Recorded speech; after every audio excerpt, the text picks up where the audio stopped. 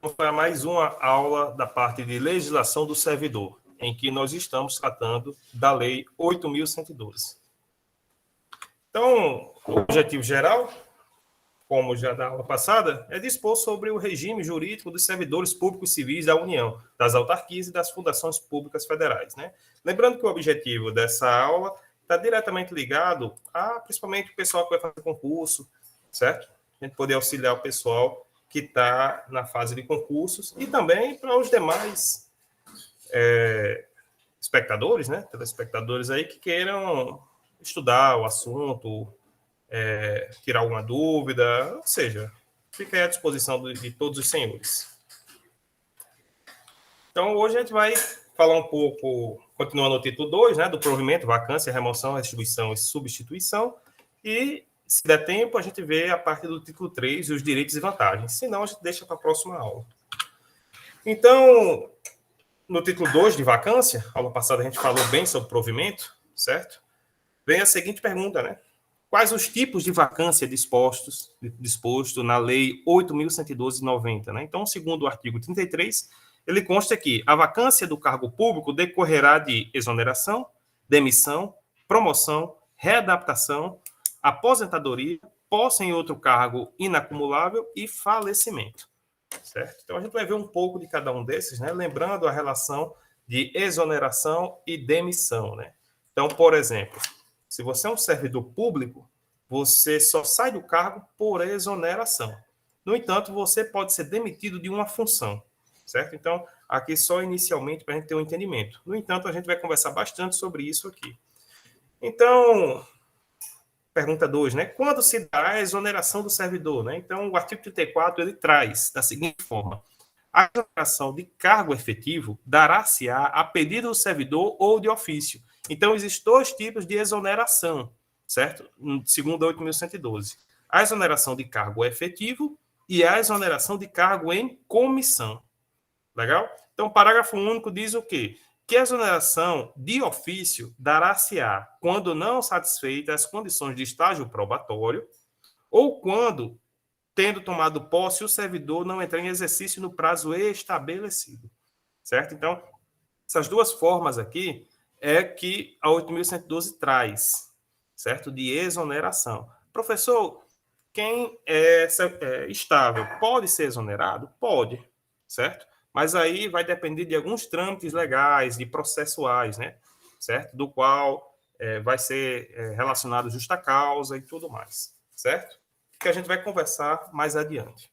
O artigo 35 ele já traz a exoneração de cargo em comissão, certo? E a dispensa da função, né? De confiança. Então, essa é a demissão do servidor, né? Então, o servidor ele pode ser demitido de uma função que ele se encontra, certo? Ou destituído, melhor falando, né? Destituído da função que ele se encontra, né? Então, dará-se-á a juízo de autoridade competente ou a pedido do próprio servidor, certo? Indo agora para a remoção. Então, a remoção é o deslocamento do servidor a pedido ou de ofício no âmbito do mesmo quadro, com ou sem mudança de sede, né? Então, por exemplo, o servidor se encontra no IFRN Campus Natal e vai ser removido para o IFRN Campus Mossoró.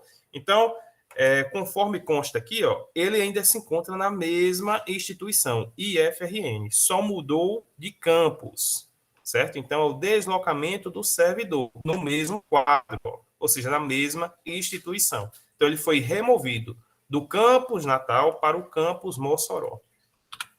Certo? Então, quais as modalidades de remoção? Então, o parágrafo único ele traz: para fim dos dispostos nesse artigo, entende-se por modalidades de remoção, podendo ser de ofício, certo? No interesse da administração, lembrando disso, a pedido, a critério da administração, não é simplesmente o servidor pedir. A administração também tem que dar o aval. E a pedido para outra localidade, independente do interesse da administração. Então, vamos entender isso aqui. Porque é o seguinte, você pode, geralmente, as instituições, ela, semestralmente ou anualmente, ela lança um edital de remoção, do qual o servidor pode entrar nesse edital de remoção se tiver o cargo afim, né? O mesmo cargo, certo? Então, tendo o mesmo cargo, o servidor pode pleitear essa remoção. E, geralmente, cada instituição, ela dá algumas orientações, certo? De como vai ser essa remoção, né? Se é por tempo de serviço e por aí vai. Geralmente é por tempo de serviço. O servidor que está mais tempo na casa lá, né? No campus, certo? É o que vai ficar em primeiro lugar, né? Então, ela dá aí uma série de nuances, certo? Geralmente, aquele que já foi removido vai para o final da fila e por aí vai. Você também pode solicitar remoção, certo? Você mesmo, ok? Então, você pode pedir uma solicitação de remoção. E aí é a administração que vai dizer se é a favor ou não, certo? Então, o campus que vai te receber, ele vai ter que dizer que se é a favor ou não, e o campus que vai lhe receber, ele vai ter que dizer se é a favor ou não, certo? Professor, quando é remoção a critério de administração, precisa ter um código de vaga? Precisa vir o código de vaga de um ponto para outro? Precisa. Então, se o campus Mossoró tem o código de vaga e o campus Natal tem o servidor e o servidor quer ir para Mossoró, Mossoró pode enviar o código de vaga para Natal. Ou não, certo? Geralmente, quando não envia, geralmente eles fazem o que a gente chama de exercício provisório, do qual vai um servidor trabalhar um certo tempo lá, certo? Vai ficar em exercício provisório. E agora o seguinte, o servidor ele pode ser removido independentemente do interesse da administração, nos seguintes pontos, certo? Para acompanhamento de cônjuge, certo? Também servidor público ou militar de qualquer poder da União, certo? Que foi deslocado no interesse da administração. Então, é o seguinte, a pessoa, o servidor é casado e o cônjuge, ele foi deslocado a interesse da administração. Se caso esse cônjuge foi deslocado a interesse da administração, ou seja, para pleitear uma função, um cargo, função, algo do tipo, aquele servidor, que é o cônjuge desse servidor que foi deslocado, ele pode solicitar o acompanhamento de cônjuge, certo? Agora, se esse servidor ele foi removido, certo? Ou seja, ele passou no concurso, algo do tipo, e foi trabalhar em outro campus, certo? Sem que seja no interesse da administração, ou seja, ele, por exemplo, o cônjuge desse servidor trabalhava no cargo técnico e de repente passou para um cargo superior em outro campus. Esse servidor, do qual é cônjuge do outro servidor, ele pode solicitar complemento de cônjuge? Não, ele não pode ser removido. Por quê? Porque o cônjuge dele passou num concurso para um outro campus. Vamos colocar aqui para ficar mais fácil. Então, o servidor é casado com a servidora, certo? E eles trabalham no IFRN do campus Mossoró, dando um exemplo, certo? A servidora, que é casada com esse servidor, ela está no cargo de nível médio e pleiteou um concurso e passou para um cargo de nível superior para ganhar mais, sendo que ela passou para o campus Santa Cruz, certo? E o servidor, marido dela, está no campus Mossoró. Professor, nesse caso, ele pode solicitar acompanhamento de cônjuge? Não, não pode, porque não foi interesse da administração. Foi devido à prestação de concurso público, certo? Agora, se a servidora foi para Santa Cruz para pleitear uma função, sei lá, chefe de gabinete, certo? Coordenador de curso ou algo do tipo, o servidor pode solicitar acompanhamento de cônjuge, remoção por acompanhamento de cônjuge. Por motivo de saúde do servidor, cônjuge, companheiro ou dependente, que viva as suas espessas e conste do seu assentamento funcional, condicionado à comprovação da junta médica oficial. Então, é o seguinte, o servidor ele pode ser removido caso ele tenha alguma doença ou o seu cônjuge, companheiro ou dependente tenha alguma doença que impossibilite que ele possa viver naquele campus, certo? Aí ele pode pedir uma remoção para outro campo, certo? Aí, N doenças, né? Ok? Então, tem que ser comprovado na junta médica oficial e essa junta médica tem que dar um laudo comprovando que a saúde daquele servidor naquele ambiente vai estar, vai tender a se agravar, né? Por exemplo, vai que esse servidor reside, né, trabalha num campus onde os efeitos do ar, né, não seja muito favorável e ele tenha problema respiratório. Então, ele pode estar solicitando isso desde que a junta médica oficial comprove. Em virtude de processo promovido, processo seletivo promovido, na hipótese em que o número de interessados for superior ao número de vagas, de acordo com as normas pré-estabelecidas pelo órgão ou entidade em que aqueles estejam lotados, né? Então, devido a esse processo seletivo de promoção, certo? Devido a uma promoção. Redistribuição. Lembre, redistribuição é diferente de remoção. O artigo 37, ele traz: redistribuição é o deslocamento de cargo de provimento efetivo ocupado ou vago no âmbito do quadro geral de pessoal para outro órgão ou entidade do mesmo poder, com prévia apreciação do órgão central, do CIPEC, né? Então, por exemplo, o servidor está no IFRN e quer ir para o IFCE, o IF do Ceará. Então, ele vai mediante uma redistribuição. Por quê? Porque ele muda de órgão, né? Ele sai do IFRN e vai para o IFCE. Naturalmente, essa redistribuição tem que haver uma permuta, podendo ser de servidor para servidor ou podendo ser de servidor para cargo vago, né? Por exemplo, o servidor sai do IFRN e o IFCE envia um código de vaga para o IFRN, certo? Ou o servidor sai do IFRN e vem um servidor do IFCE para o IFRN. A gente chama de redistribuição por permuta, certo? Então, quais são os preceitos para a investidura da redistribuição, né? Primeiro é o interesse da administração. Então, toda vez que é feita uma redistribuição, o órgão, né, por exemplo, o IFRN, tem que dar o aceite e o IFCE dá o aceite, para que haja essa redistribuição. Equivalência de vencimentos, manutenção da essência das atribuições do cargo. Por exemplo, você não pode redistribuir um técnico em um professor, né? Tem que ser, o cargo tem que ser o mesmo, professor e professor.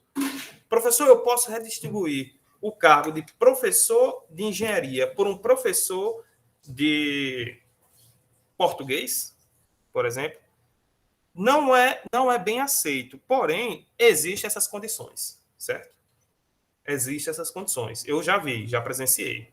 Por exemplo, um professor de engenharia de petróleo é redistribuído para um professor de engenharia de segurança do trabalho. Então, pode acontecer, tá? Desde que comprovado, né? Naturalmente foi comprovado que esse professor de petróleo tinha formação na área de engenharia de segurança e esse professor de engenharia de segurança tinha formação na área de engenharia de petróleo. Então, há essas possibilidades, sim.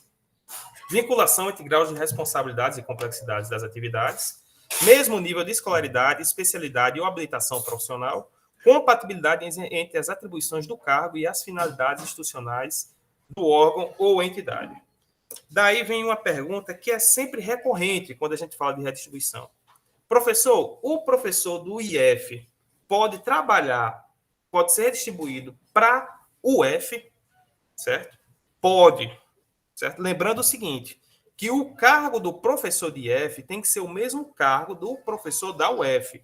Então, segundo a 12772 de 2012, ele consta que no Magistério Federal existe Ensino Básico Técnico Tecnológico, EBTT, e Magistério Superior. Geralmente, os professores mais novos do IF, eles são de cargo EBTT. Alguns ainda são de Magistério Superior. E os professores da UF são de cargo de Magistério Superior. Porém, existem algumas escolas, por exemplo, Escola de Enfermagem, por exemplo, o IMD, aqui na UFRN, certo? O Instituto Metrópole Digital, e Escola de Música, por exemplo, que eles abrem vagas para professores EBTT. Então, nessas condições, o professor EBTT do IF pode ir para o UF, certo? Desde que tenha sido pleiteada uma vaga para professor no cargo EBTT, certo? Então, o professor EBTT não pode ir para o cargo de professor do magistério superior. Nem o professor de magistério superior pode ir para o cargo de professor EBTT. No entanto, existem ainda professores do IF que têm alguns, certo? É muito raro de acontecer, mas tem. Alguns ainda são magistério superior. E dentro da UF, existem professores que têm cargo EBTT. Professor, qual é a diferença desses dois cargos? Do ponto de vista financeiro, nenhum, certo? Eles têm a mesma equivalência de cargos, certo? E o mesmo crescimento, promoções e progressões também, né? Sendo que um é chamado de uma forma, outro de outra, né? Mas ele segue a mesma escada. Legal? Então, esse é um exemplo, né? Uma questão que sempre é trazido, certo? Outra questão que é sempre trazida. Professor, eu passei para dentista do IF, certo? Eu posso solicitar uma redistribuição para ser dentista no Tribunal Judicial, no TJ? Pode, desde que você tenha equivalências, certo? Então, professor, ou um dentista do IF pode pedir, ou um assistente administrativo pode pedir redistribuição para um TJ, um TRE, um TRT, certo? Desde que tenha equivalência de vencimento e manutenção das atribuições do cargo. Então, se é para ser dentista também no TJ, se ele já é dentista no IF, ele pode solicitar essa distribuição. Certo? E os valores financeiros, né, do vencimento básico sejam parecidos, né? Ele pode, tem essa equivalência, certo? Substituição. O que é a substituição na 8.112? Né? Então, o artigo 38 ele traz a seguinte forma: os servidores investidos em cargo ou função de direção ou chefia e os ocupantes de cargo de natureza especial terão substitutos indicados no regimento interno ou, no caso de omissão, previamente designado pelo dirigente máximo de órgão ou entidade. Por exemplo, o professor ele é coordenador de curso, certo? Então, o coordenador de curso ele tem um cargo de chefia, um cargo de função, certo? Então, ele tem a função de coordenador. Então, ele recebe um pouco mais para ele ser professor e coordenador. No entanto, quando ele vai tirar férias, há a necessidade de a função de coordenador não ser perdida, certo? Então, para isso, ele vai solicitar a substituição dele enquanto ele está de férias, por exemplo. Certo? Então, ele solicita a substituição e esse cargo vai ser exercido por outro professor, certo? Ou técnico, durante as férias desse servidor, certo? Então, isso pode acontecer também. Ou então, se ele precisar se ausentar uma diária, precisar passar uma semana em um local, ele vai ter que sempre deixar um substituto. Esse substituto ele pode ser tanto de nível médio quanto nível superior, professor ou técnico, e por aí vai, certo? E se esse substituto ele já tiver função, aí ele vai acumular a função. Ele vai ser a função dele, né, o cargo dele, mais a função de coordenador, certo? Isso é muito comum, por exemplo, quando o diretor-geral é substituído pelo diretor de ensino. Então, o diretor de ensino ele vai cumulativamente ter a função de diretor de ensino e, naquele mês, a função de diretor-geral. Certo? Então, o inciso 1 ele diz o quê? O substituto assumirá automática e cumulativamente, foi o que a gente falou, sem prejuízo do cargo que ocupa, o exercício do cargo ou função de direção ou chefia e os de natureza especial nos afastamentos. Impedimentos legais ou regulamentares do título e na vacância do cargo, hipóteses em que deverá optar pela remuneração de um deles durante o respectivo período. Certo? Aqui ele fala que pode optar, né, pela remuneração. Agora, também me veio uma dúvida. Por quê? Porque, pelo que eu conheço, eles acumulam. Certo? Inciso 2. O substituto fará jus à retribuição pelo exercício de cargo e função, de direção ou chefia, de cargo de natureza especial, nos casos dos afastamentos ou impedimentos legais titulares superiores a 30 dias consecutivos, paga na proporção dos dias de efetiva substituição, que excederem o referido período. Né? Então, aqui ele já fala, certo? Ou seja, aquele profissional, aquele servidor que está sendo substituído, né, ele vai ser pago proporcionalmente dado aos dias em que ele substituiu o outro servidor.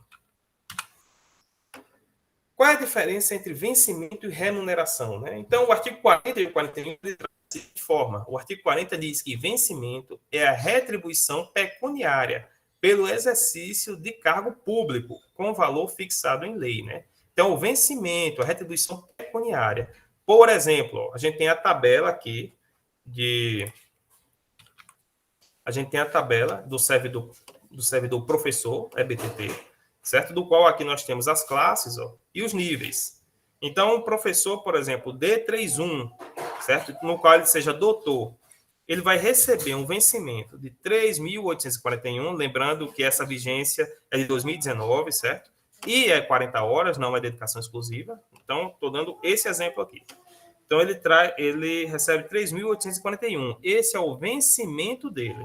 Já a remuneração é 7.155. Por quê? Porque remuneração ela é dado como o vencimento do cargo efetivo acrescido das vantagens pecuniárias, né? Então, ó, é o vencimento mais a retribuição por titulação, que vai dar 7.155. Também tem mais o auxílio alimentação, que geralmente é R$ 458, certo? Mais alguns auxílios que a gente vai ver mais na frente, certo? Se ele tiver filho pequeno, auxílio creche, e por aí vai, certo? Se ele tiver função, e por aí vai. Mas tudo isso está dentro da remuneração, certo? O vencimento básico é só aquilo que o servidor ganha, né? O vencimento. Geralmente, quando o servidor vai ser pleiteado um adicional de insalubridade ou periculosidade, aquele valor, certo? Percentual é acrescido no valor do vencimento dele e não no valor da remuneração, certo? Então, fique claro isso aí, né? Também é questãozinha que cai em concurso. No caso das faltas do servidor, como que ele será punido? O artigo 44 traz: o servidor perderá a remuneração do dia em que faltar o serviço, sem motivo justificado. E a parcela de remuneração diária proporcional aos atrasos, ausência justificada, ressalvadas concessões, né? Saídas antecipadas, salvo na hipótese de compensação de horário, que ele tem até o mês subsequente, o da ocorrência, a ser estabelecido pela chefia imediata. Então, se caso, para ele não perder a remuneração dado pelaquela parcela da hora diária, né, ele pode solicitar compensação de horário até o mês subsequente, né, da ocorrência. Então, 30 dias aí, certo? Então, é o seguinte, o servidor ele pode perder a remuneração do dia ou ele pode perder a remuneração daquela certa hora do dia. Parágrafo único. As faltas justificadas decorrentes do caso fortuito ou de força maior poderão ser compensadas a critério da chefia imediata, sendo assim consideradas como efetivo exercício. Quanto às vantagens, quais são as vantagens incluídas na remuneração do servidor? Então, o artigo 49 diz que, além do vencimento, poderão ser pagas aos servidores as seguintes vantagens: indenizações, gratificações e adicionais. O inciso 1 diz que as indenizações não se incorporam ao vencimento ou provento para qualquer efeito. E o inciso 2, as gratificações e os adicionais incorporam-se ao vencimento ou provento nos casos das condições indicadas em leis. Então, vamos entender isso. As vantagens nós temos indenizações, gratificações e adicionais, certo? Destrinchando as indenizações, nós temos ajuda de custo, diárias, transporte e auxílio moradia. Então, essas são as indenizações que o servidor pode ser contemplado. Já as gratificações e adicionais, nós temos exercício de função, gratificação natalina, insalubridade / periculosidade, adicional noturno, adicional de férias, outros ou por encargo de curso ou concurso. Então, a gente finaliza essa aula aqui, na parte de vantagens, e próxima aula a gente continua falando das indenizações.